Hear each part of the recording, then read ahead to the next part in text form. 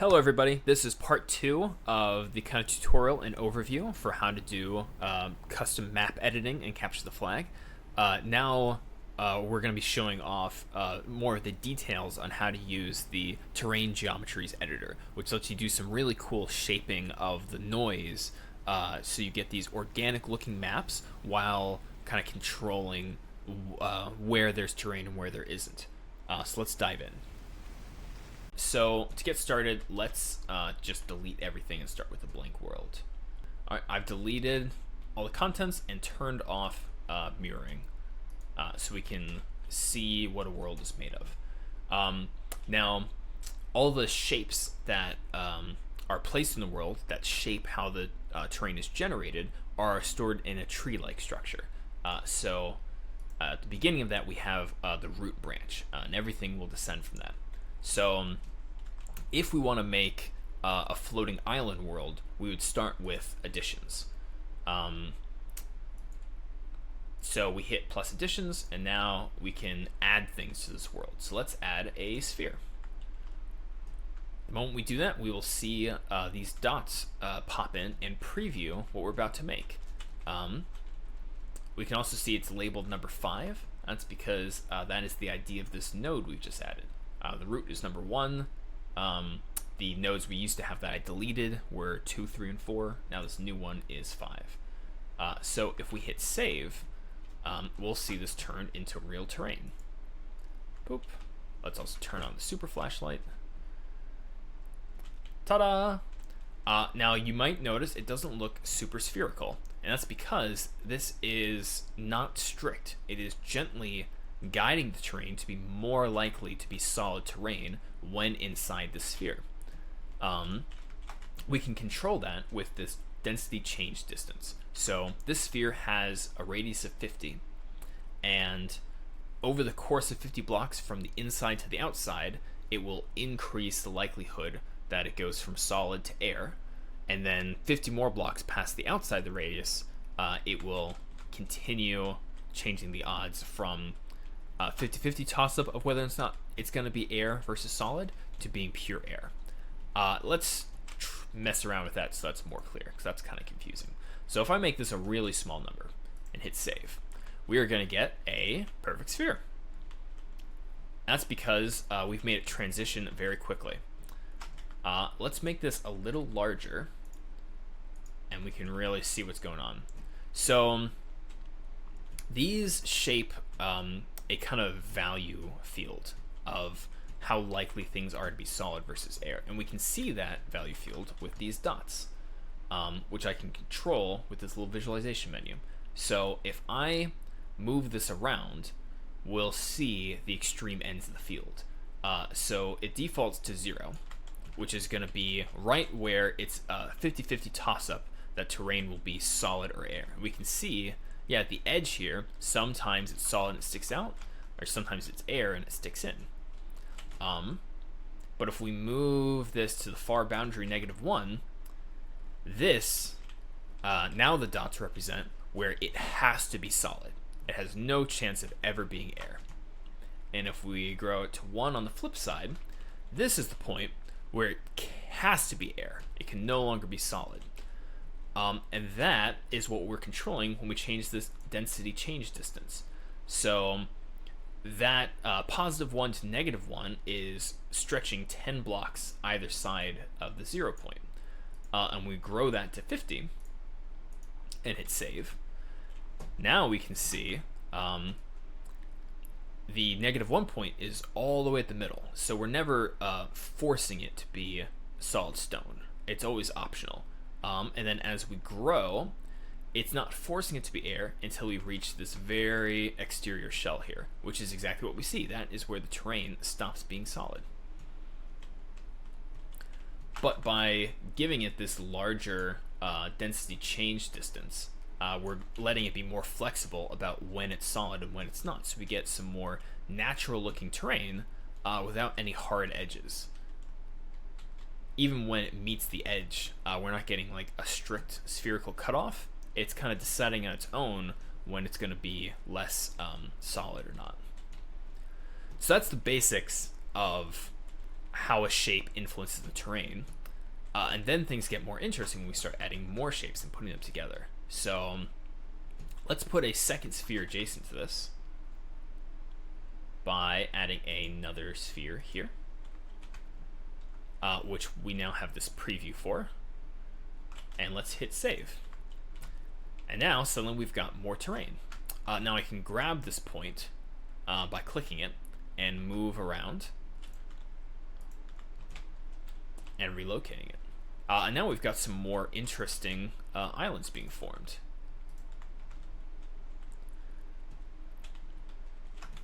We can decrease the density change distance again to make it more likely to be solid and more spherically shaped. And yeah, hopefully you get an idea from that of how this could really be powerful for shaping terrain and building kind of explicitly designed level while keeping it looking really natural and noisy. Now, this would be good if we wanted to make a floating island world endgame map. We still have the borders here. We'll add a setting shortly that lets it just be open to the full air. We'll also add a setting so you can make like a kill box below, so if you fall off the island you'll die. That'll come in the next update, hopefully shortly. But most of our worlds are underground, so how would we do that? Right now we've got these two additions. If we remove those and add cuts instead, and we add a sphere and hit save, now we've got the opposite of what we just had. The world defaults to solid, and only where we're cutting out these shapes do we get air pockets. And that's what most of our maps look like. So let's, instead of doing a sphere, let's put an ellipsoid. And hit save. Cool. Let's make this much longer and a bit wider. Hit save again. Yeah, this is looking more like a playable level. Let's make it a little longer, a little taller. Now I'm moving these control points directly. We can also change the settings in here to give some more fixed numbers. Let's call this 100, call this 70, call this 180. Let's also put it at the origin so we've got a nice centered world. Alright, here is our new map. Great. Now, when you do a pure ellipsoid shape like this, you might notice going down below, you're likely to have these little caves that descend down. Now, maybe you want that for the level, but maybe you want a very smooth, flat playing floor. So let's see how you can do that. In addition to just additions and cuts, there's also the idea of intersections. So instead of this just being a node that's an ellipse, you can turn it into its own branch with intersections. Now, instead of just being an ellipse, this is only going to show the intersection of the shapes I put in here. So let's add a plane. Now, if that's kind of confusing, that might make more sense in a second when we see what that looks like. So here I've got this plane we just put in. We can also tilt that around and move it as we'd like. I'm going to use the controls here to put this at the origin. So let's put it 20 blocks down. Oh, sorry, that's the direction point. Change the origin like that. The direction point I'll put 10 blocks higher than that, so it points the right way. Ooh, let's put that -20. There we go. It doesn't matter how far away the direction point is. It's just, you know, that's the direction the plane points. Let's actually move this by hand. So you can kind of see from the dots being made, but our plane doesn't go off infinitely to the distance. It is turning into the ellipsoid as it meets the edge. And that's because this shape, right, is now the intersection of the ellipse and the plane. So if we hit save, we'll see we've brought up the floor significantly. Let's turn down the density change distances so this is really clear. I'm going to make this a small number. I'm going to make this density change distance a small number. So if we hit save, now instead of lots of noise, we've got very harsh boundaries.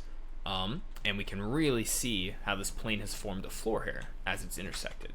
If I go and toggle this off and hit save, now we've got that full ellipsoid shape back. So intersections are very powerful for shaping the terrain, because this doesn't have to be flat.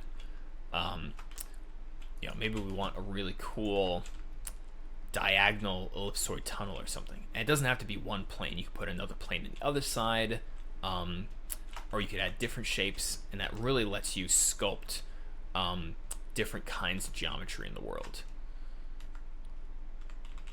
So let's put that back. Let's change it back procedurally, because that's gonna be easier to get right. Looking good. All right. Then for practical map design, once you have like a nice room shape and you have a nice floor shape, these density change parameters do make a very large difference for what the play will feel like. So if we do like a modest number, you won't have a ton of terrain getting in your way. So if you wanted to build more of your own stuff, maybe you'd want something more set up like that. They of course can also be different. Maybe we've got very gradual changes for the larger ellipsoid, but we have a really harsh floor. And we can see now we've got all these fun structures to play with, but a very flat floor. Cool. Now of course this is all terribly dark. So let's add a sun, because that's going to help add things a lot. Suns come with their own sphere, so they'll cut out a shape to make sure they're not intersecting with anything. So if we go back to the menu, there's a special button, Add Sun. If we hit that, it's going to put it in the top level cuts. And you can change its scale, its radius, its position. But let's take a step back and hit save. And let there be light.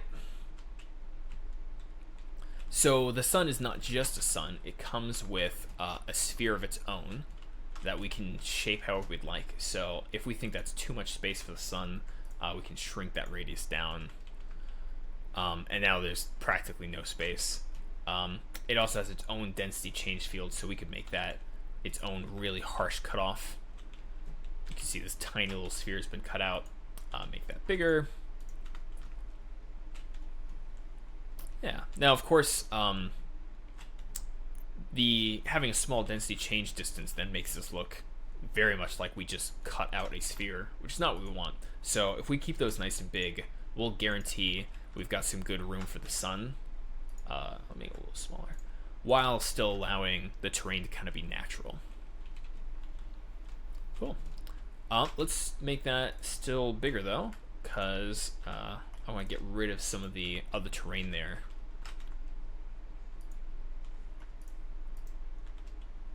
There we go.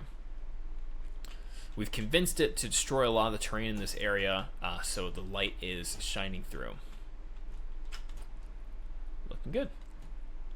Now, maps are instantly a lot more fair and playable if we turn on symmetry. So let's see what that looks like. Again, we messed with that earlier, but we kind of skimmed past it. So the terrain geometries drop down here, controls all these nodes for shaping the world. The gen params here control some more global things, like the mirroring, for instance. So we can turn on flipped mirror, and we'll get that classic capture the flag style flipped mirror map. Now let's go over what some of these gen parameters do, because they can really shape the world differently as well. So to demonstrate, I'm going to zero out these numbers and hit save. So this is the world with no noise, which is kind of similar to the turning the density fields way down. We can see it's writing the line right where the dots are. Nothing is random. everything is just fixed based off of these shapes we've been sculpting, which could be a valid way to design maps, but noise is cool. So the noise has various octaves, which is what gives it more organic looking shapes. So if we turn on just the first octave, we can see what that looks like. The first octave is the biggest tier of noise. So we can see that makes very large noise changes across very large areas. And by changing this value, we control how much of it we have. So I can make it pretty extreme, and that's going to make it a lot more dense. We can make it very slight, and it's going to be more likely to be air. Yeah, we see that working well. Now, we have to be careful. If we turn it up too high, we'll start seeing hard cutoffs at some point. Yeah, you can kind of see here, right? So we're trying to guarantee that there is air for the sun. Suddenly, it breaks down and it switches to air very quickly. So try to keep these values small. Like in general, we want all these octaves to sum up to just like 2 or 3 as a rule of thumb. Anyway, that is the largest octave. The next octave is half as large on a spatial frequency. Let's see what that looks like. Actually, let's turn on just that octave. So yeah, you can see how this noise is more frequent, right? We've got more changes over smaller areas, not by a lot, but if we keep going down the octaves, we'll turn on just this one.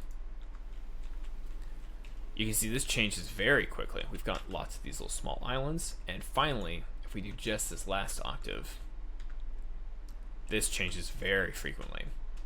Now, you probably don't want the world looking like this, right? But this high spatial frequency octave is great for adding tiny little variations to your other types of noise. So a common example is to have the biggest octave, or have each octave going down be half the size of the previous.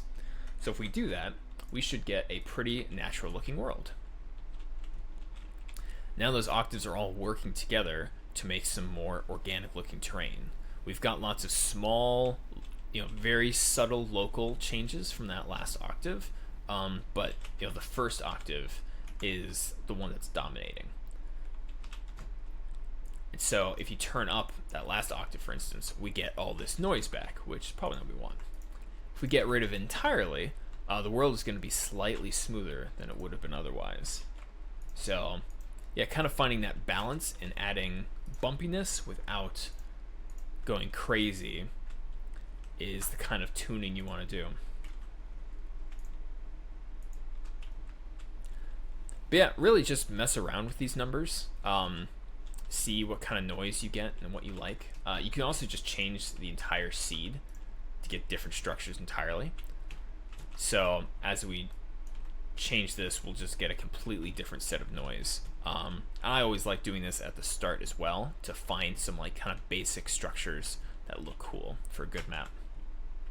Alright, let me show off some more of the shapes you can make with the terrain shaping system. So we just looked at the ellipsoid, sphere, and plane for now, but there's a very cool one called the spline.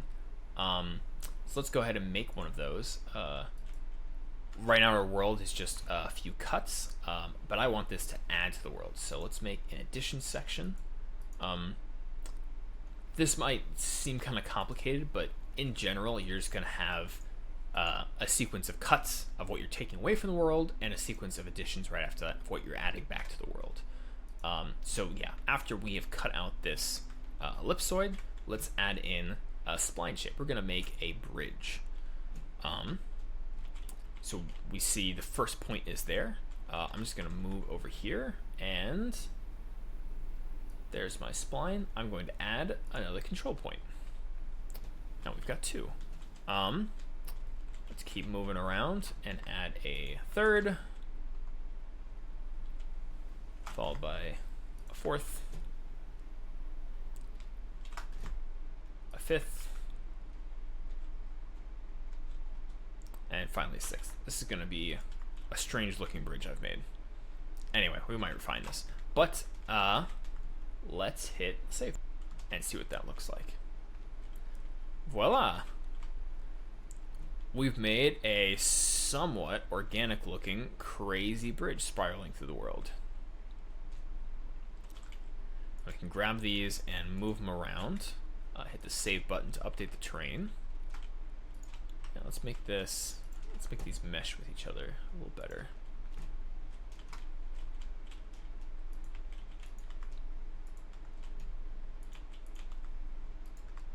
Interesting. Now each of these points, as they move around, can have their own radius. So maybe we're not happy with how this doesn't look super walkable anymore. The stone's kind of getting in the way. There's a few things we can do. We could make this have a really small density change gradient like we've seen before, or we could just make it have a bigger radius. So this point is 6.4. That means it is node number 6 and the 4th control point on that. Let's just make this way bigger. There. Now we can see as we go from control point to control point, it gets much larger before it gets smaller again. So we kind of have this somewhat natural looking terrain. Well, it's a little wonky, but without it being a completely fixed shape. Let's make this one a little larger as well. There we go. So now we're kind of making our own terrain features even. They're all connected. Yeah, let's make this a little smaller so it can potentially be walkable. Yeah, you could hop up that. And we can do some manual sculpting later with the brush tools after you kind of get a rough structure you like. Now, the density change, instead of controlling them individually, you control it for the whole group, and it's like a multiplier. So if we want to make everything more dense, we can just turn this down. Or more quick to change, rather. So we make that small. That's when you get the ugliest shapes that are going to really kind of strictly match the form factor. Let's do a little larger. Yeah, so this is going to be really close to spline shaped. Very little room for noise because we've got the multiplier so small. But if we make the multiplier very large, we are going to have more just arbitrary organic terrain that doesn't have to conform to these strict shapes we've given. Yeah. Again, this is the same as the density changes we had in the other shapes. Now it's a multiplier of these radiuses. A little confusing, but if you just kind of mess around, you should get an intuition for it, I think. Now let's show off another shape, the volume. So if we go into our cuts, because we want to cut out maybe another room kind of back here behind everything, we can add a volume, which is basically what you get if you had several planes intersecting together. But it's a lot easier to work with. You can just kind of define these control points for this area. So let's put a control point here.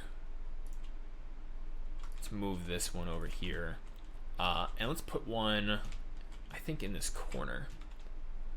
So you can move the existing ones or you can add new ones using the button under the volume. So we've put one right where our face is. Let's go over to this corner and add another one here. And I think another one in this back corner. Make it kind of cube shape. We can already see the area this is kind of sculpting out. Oops, add another control point. But yeah, we can see with the current settings, it's still quite smooth. So it's not like it's a strict area.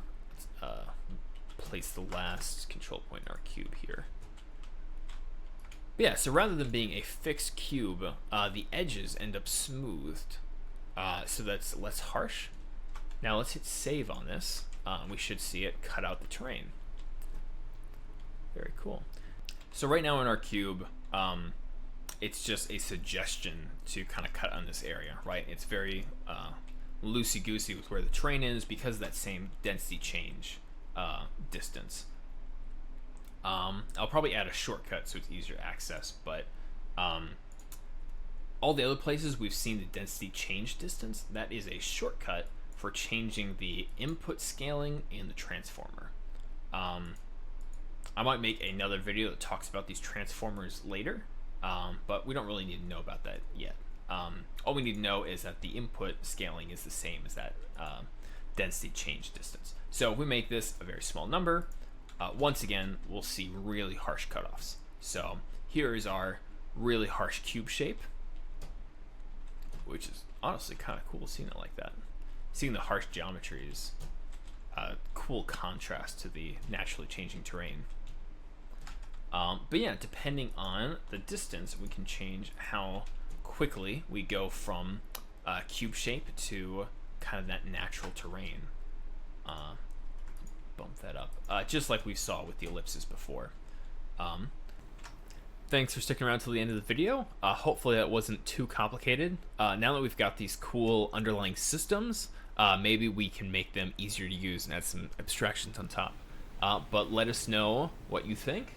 And if you have any questions, hit us up on the Discord. I'm really excited to see what you guys make with it.